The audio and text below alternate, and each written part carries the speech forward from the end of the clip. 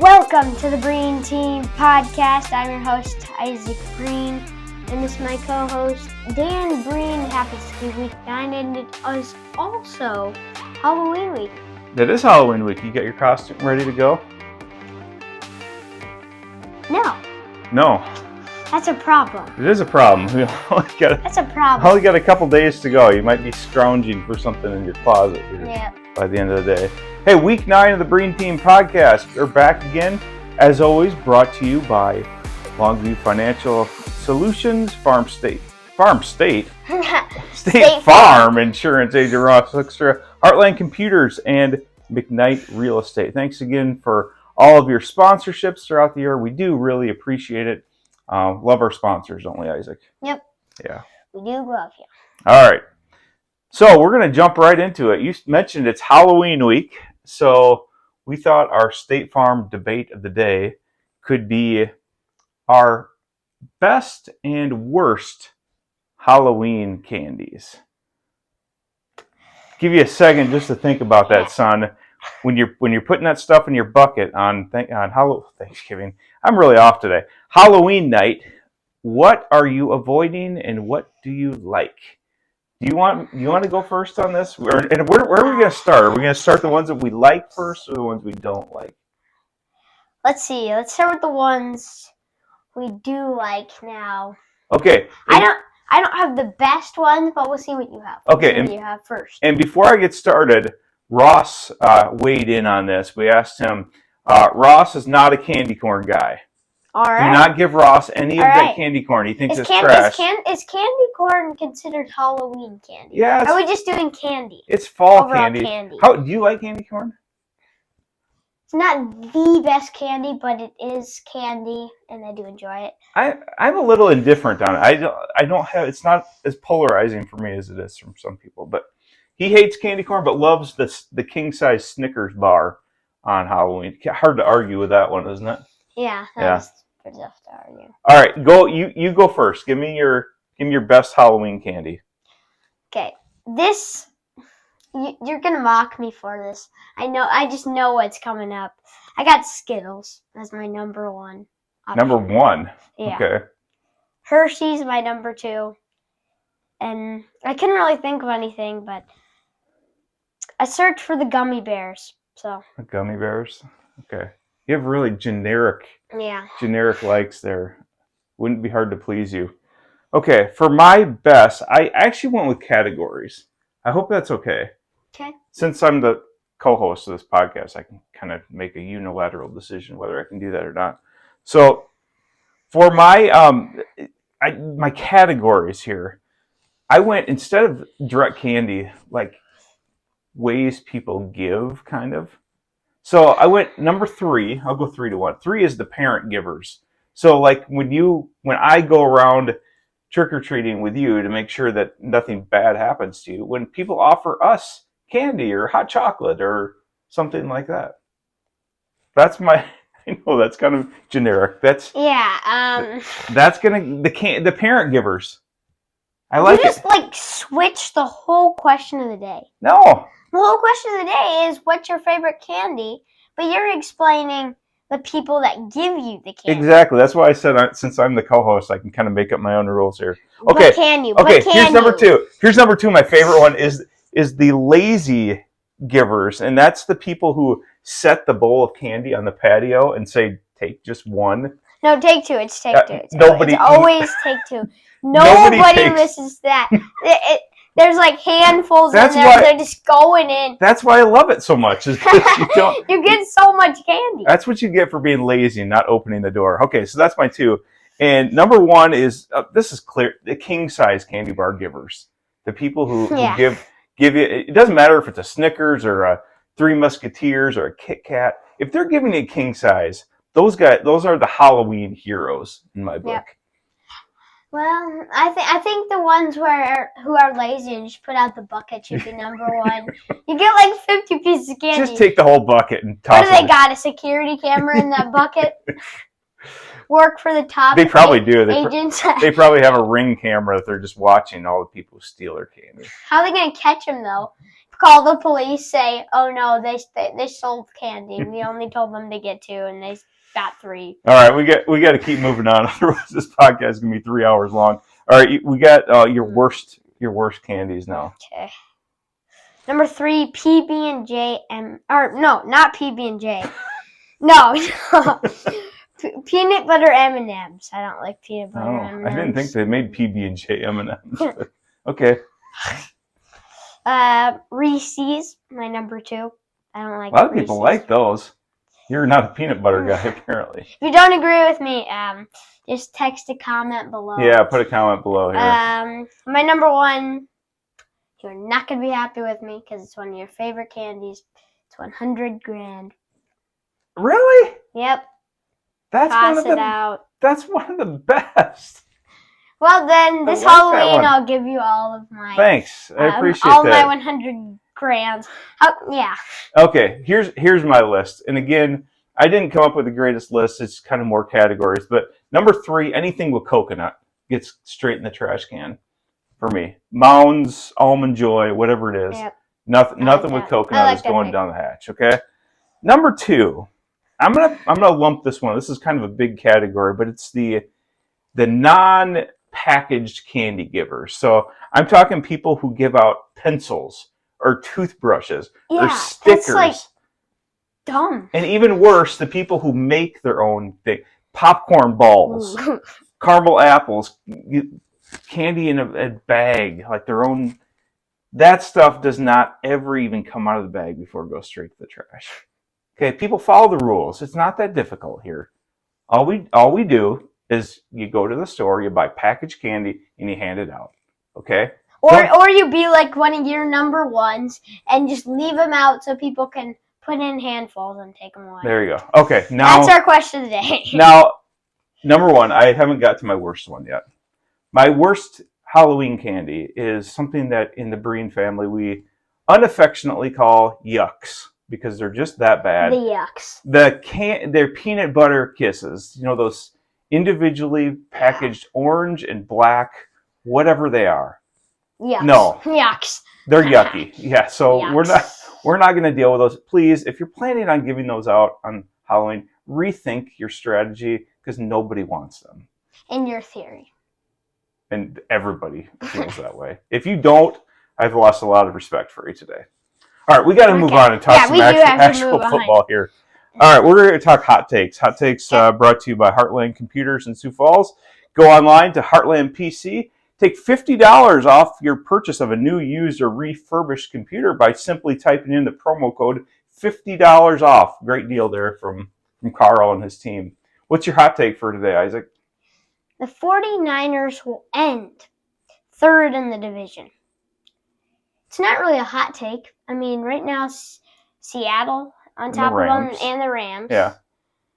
I don't think the Cardinals can come back from it. I wanted to put 49ers last, but that would have been more of a hot take. But I'm still on the 49ers yet. I think they got an easy schedule, and I think as the season goes, they're going to be right there at the end. I see that. All right. Here's my hot take. Everybody knows the Ravens have kind of been let's just say a giant disappointment this season. But you got to give them some mercy because Lamar Jackson. Yeah, and they've had line issues. Okay, so they got a much-needed win against the Bears this week. But here's my hot take. That is the start of a 6-game winning streak for the Ravens. Listen to their schedule. They play at Miami. We're going to pick that one a little bit later today. At Minnesota and at Cleveland. So 3 road games in a row. And then they've got home games against the Jets and the Bengals. So when Lamar Jackson and John Harbaugh wake up on Black Friday this year, they're going to wake up to a 7-5 record. And they're going to be right in the mix, maybe breathing down the necks of the Pittsburgh Steelers. How do you like that hot take? That is a hot take. Do they have 1 win on the year? 2 now. Yeah, they just picked up their 2nd win. So yeah, we'll see what happens with those hot takes here. Yep. 3 up, 3 down. And today we're talking about NFL cities. Cities with NFL teams. And potentially we're going to ruffle a few feathers. Well, you're going to ruffle a few feathers maybe because you're going to pick 3 NFL cities that should not have an NFL team. We're removing them. We're extracting their NFL team from them because they don't deserve it. And I'm going to pick 3 cities in the U.S. who don't have an NFL franchise that I think should have an NFL franchise. Which route do you want to go first? Your choice. I'll go the ones that should not have a franchise. Okay, that's yours here. Number 3, I got New England. They're Boston. I don't know what I was doing thinking them, but yeah, I don't know. They've got as much history as anybody in the league, son. They've got Tom Brady and Bill Belichick, and you're going to take it all away. You're going to strip Boston of everything that they care about. Good for you. Okay, who's next? And this is another bad one. It's Green Bay. Oh. Go down to Milwaukee. Get out at Green Bay. Go down to Milwaukee. You are going to make a real Go enemy. down to Milwaukee. Ross is not going to like you in this episode because he is a Packers fan. We were in Green Bay.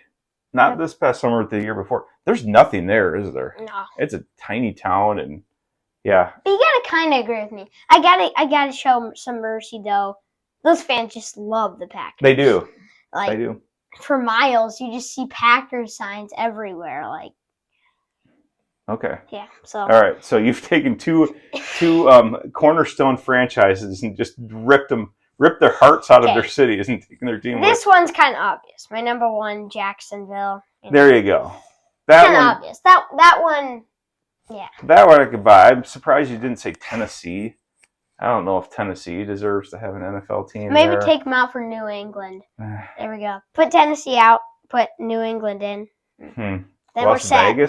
Las Vegas. Do they deserve to have a team? Not a lot of history there. I don't know if I agree with yours, but that's your. Yeah, I'll toss out New England and put in Tennessee.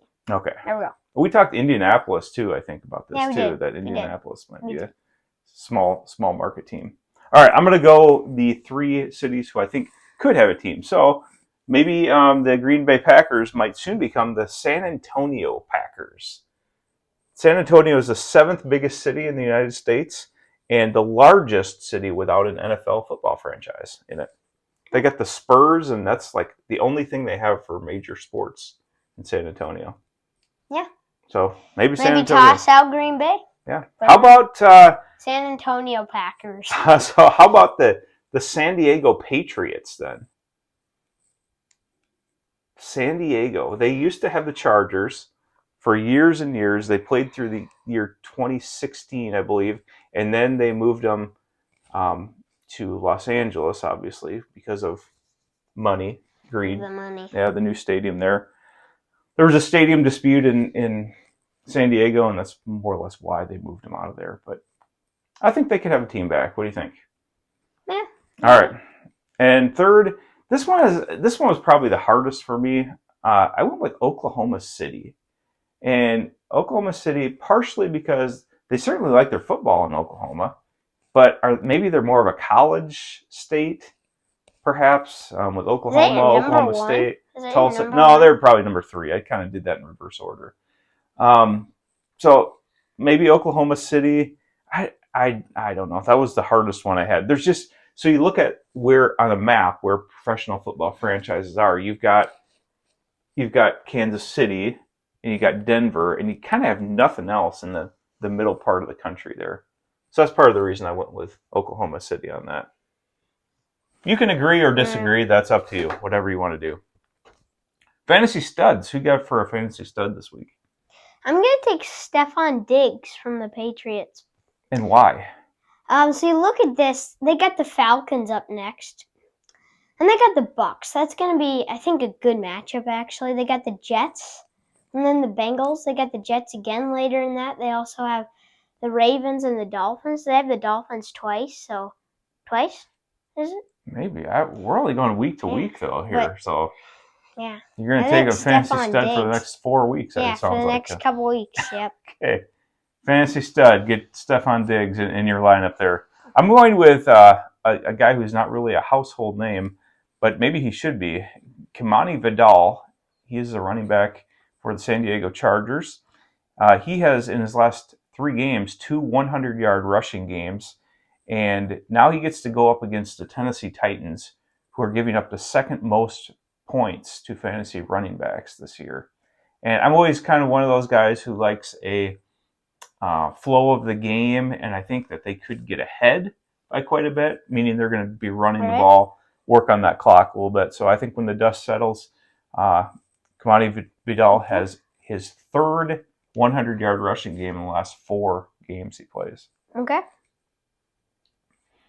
Pick 6, sponsored by Jason Tinkleberg and his team at LongView Financial Solutions in Sioux Falls. Are you looking for some wise advice on investments or planning for your financial future? Shake your head, yes. Well, maybe with all this money I'm getting from the podcast. Right. Go see Jason before you squander all your money away. And so I'm not a money dude. I'm glad there's people like Jason who are smart with their money. They know how to help you out. So go see Jason and his team at LongView. And last week we both went 3-3 on our picks. Not great. Not great, not horrible. Just an average week. The one benefit for me is I did get our game of the week right when the Packers were victorious over the Steelers on Sunday night. So that did net me 2 points there. So I did get one more point than you this week. So that puts me still trailing 27-23 heading into week 9. So after this week, we'll be at the halfway point of at least our regular season picks, and we'll have to decide what we're going to do once it gets to the postseason. But ready to get to our games? Yeah, let's do it. Let's do it. Since you're leading, you get to pick. Do you want me to go first, or do you want to go first in this one? I'll take the first go at it. You'll give it first go. We got Ravens visiting the Dolphins. This is the Thursday night game. Lamar Jackson is back. All right. I think both of these teams have been a disappointment, but with Lamar back, I think the Ravens are the better team here. With Lamar back, I think it won't just be a game. It'll be a blowout. I get the Ravens by a lot. Okay. Well, you heard me earlier in the show. I said that the Ravens are going to go on a 6-game winning streak, so that would mean that they have to win this game tonight. Yep. So I'm definitely going. I'm agreeing with the Ravens. Agreeing with you. Ravens get a little boost from Lamar back, and yeah, I think this is the start of something for the Ravens. We'll see if they can put together a run to get back in that playoff picture. Next, we got 49ers at the Giants. This is on CBS at noon. The 49ers are favored by 2.5 on the road against the Giants. All right. I guess this is my pick first here. I think this could be a close game. I think going across the country for the 49ers, you think it seems like an easy win. They should be favored, I think. But I think it'll be a close game. I do think the 49ers will win.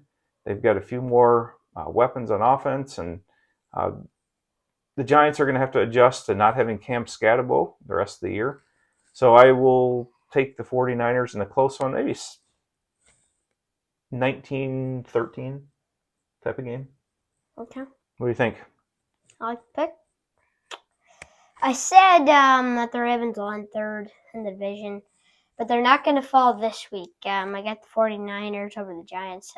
This is going to be a good win for the 49ers when they need. It's going to give them a little boost, and I think, they'll win this game. All right, 2 games. We agree on both of them so far. Colts at the Steelers. This is a noon CBS game. The Colts, the only one-loss team in the NFL, they are 3-point favorites at Pittsburgh. You like them to continue on? Yes, I do. I think the Colts are the better team here. On the road, I think they can still win against the Steelers after the Steelers could not win against Green Bay. Get another loss back-to-back. We're going to make it 3 for 3 in games we agree on here. This is not getting too interesting here for the podcast, but I did not like the way that Pittsburgh defense played in the second half against Jordan Love and the Packers on Monday night. They just got shredded in that game.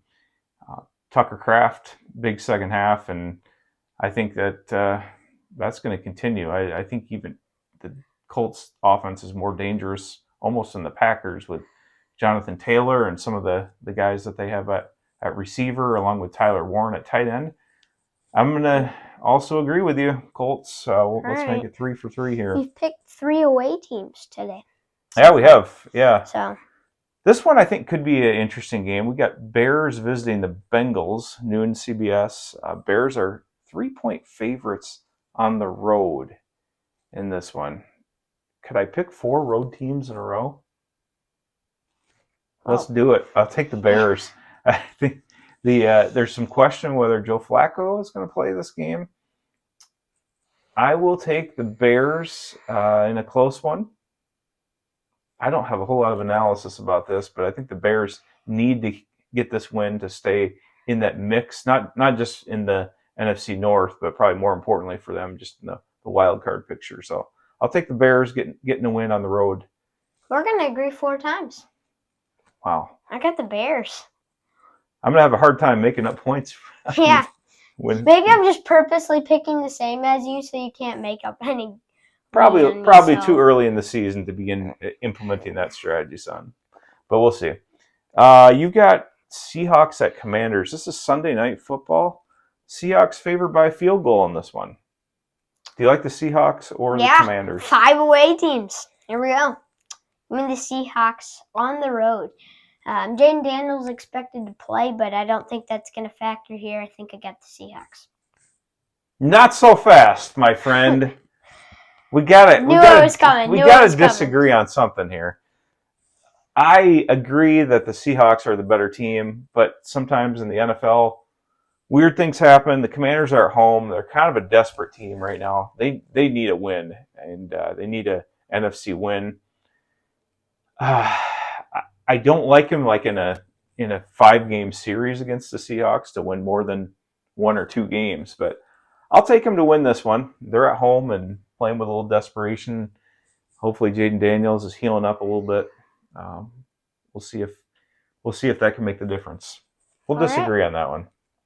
Now we got our LongView Financials game of the week. Yeah. It's Chiefs and Bills. What do you got? It's a big one.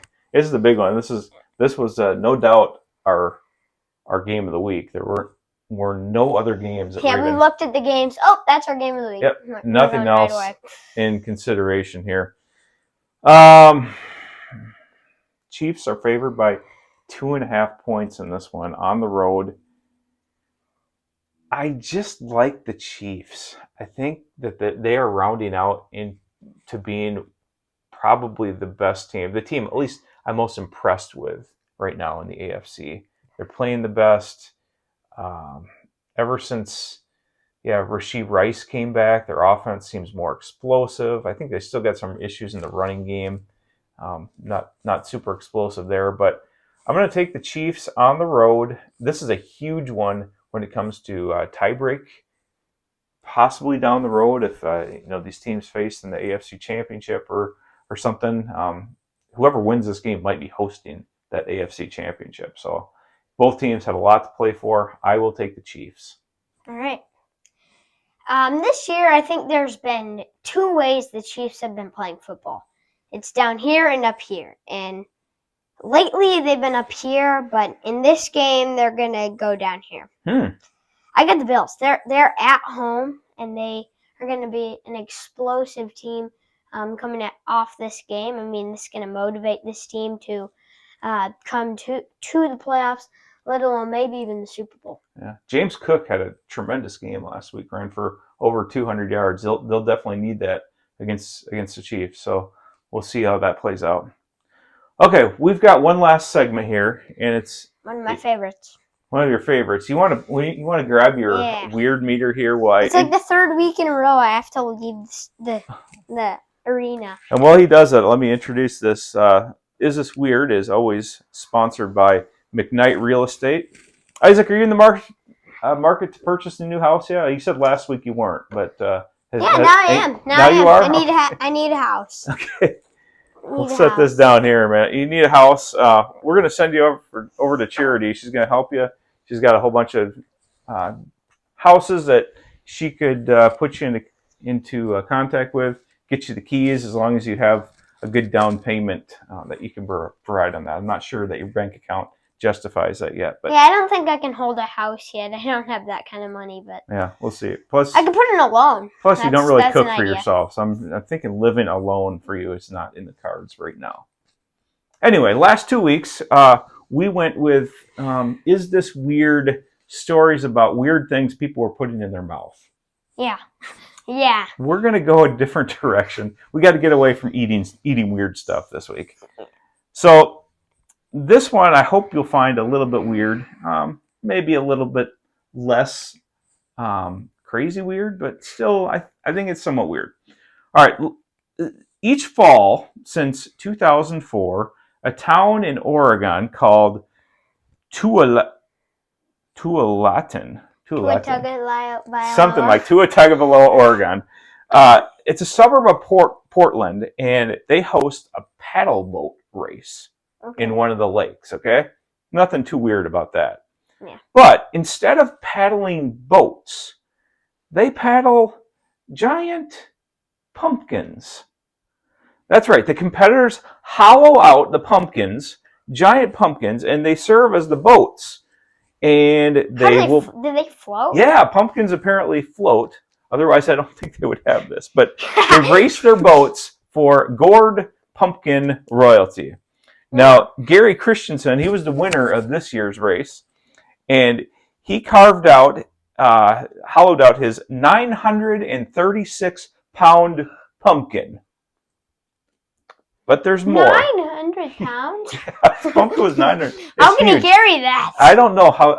That's a good question. I'm not sure how they transport that to the lake. But here's the weird thing. Earlier this year, Christensen set the Guinness World Record for the Yes, Guinness is back. The longest journey by a pumpkin down a river. Would you like to know how far he traveled in this pumpkin down the Columbia River? I don't know. Take a guess. 15 miles. That's a good guess, but Mr. Christensen actually paddled 58 miles in his pumpkin down the Columbia River, paddling a gourd in the river. 58 miles. That's a very long way. That's like an hour in the car. Right. But he was in a pumpkin. What? So, we're going to see what you think of our weird story by pulling out our weird meter. The gourd dude, the pumpkin racer, the pumpkin paddler. Can we call that the pumpkin paddler? It looks like a 7.8 or so. 7.8 on the weird meter. That's not bad. That's not bad. I found a little weirdness in the pumpkin paddler. So, yeah. You think you'd ever want to do that? Maybe we could kind of actually paddle. Sounds interesting. Anybody we actually grow a giant rose. Does anybody have a really large pumpkin we could float down the Floyd River here in Sioux Falls? Not the Floyd, the Big Sioux River. We'll set it in right after Falls Park, so we don't have to go down the falls because I'm concerned how that would go. But maybe right after the falls, then we'll just paddle down to Sioux City or something. Maybe we could set a Guinness Book of World Records. Go 50. No. We're going 60. We're going 60 miles. That's like what? That's like. We gotta find the pumpkin first. So if you have a pumpkin, tell us. We will put a video in. We will, right? We're never doing this. Yes, we will. No, I am doing this. I'm doing this. If somebody gives me a pumpkin that is that big, I'm going. We got to wrap up another podcast. This is another week of the Breen Team Podcast. Thanks for watching. Hey, before we close up shop, you got a prediction on the World Series? We've got a 2-2 tie between the Toronto Blue Jays and the Los Angeles Dodgers. Who are you taking? I'll take the Dodgers. I think Shohei is a weapon. Nah, I'm going Blue Jays. It's the Blue Jays year. It's the Blue Jays year. Hail Canada. Or what do they say? Oh, Canada. Oh, Canada. Oh, Canada. Oh, Canada. Oh, Canada. Go get them, Canadians. See you next time on the podcast of the Breen Team Podcast.